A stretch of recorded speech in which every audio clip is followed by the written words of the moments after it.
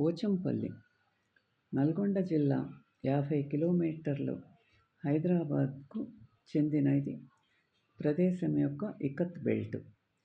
ఎక్కడెక్కడ సంక్లిష్టమైన tie and die వస్త్రాలు అల్లినవి హైదరాబాద్కు సరిహద్దుగా ఉన్నాయి.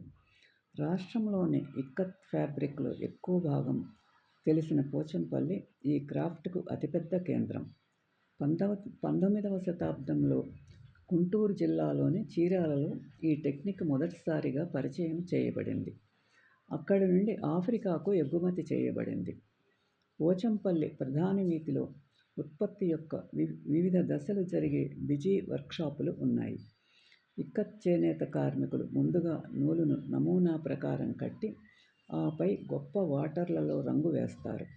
రంగు వేయాల్సిన నూలు భాగాలకు రంగును పరిమితం చేయడానికి ప్రత్యేక నూనె ఆధారిత సాంకేతికత ఉపయోగించబడుతుంది.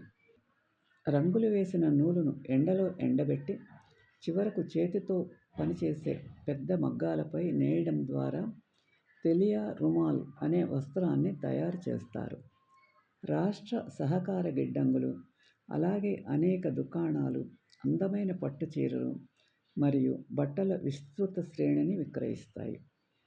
పరిసరాలు: పొరుగు గ్రామాలైన కోయల్గూడెం మరియు చౌటుప్పల్లో ప్రధానంగా పత్తి ఇక్కత్ బట్టలను ఉత్పత్తి చేస్తారు. నారాయణపూర్ మరొక ప్రధాన నేత కేంద్రం. విజయవాడ హైవేకి దిగువన 20 కిలోమీటర్ల దూరంలో ఉన్నది. ఈ వీడియో మీకు నచ్చితే లైక్ చేసి, షేర్ చేసి, సబ్స్క్రైబ్ చేయండి.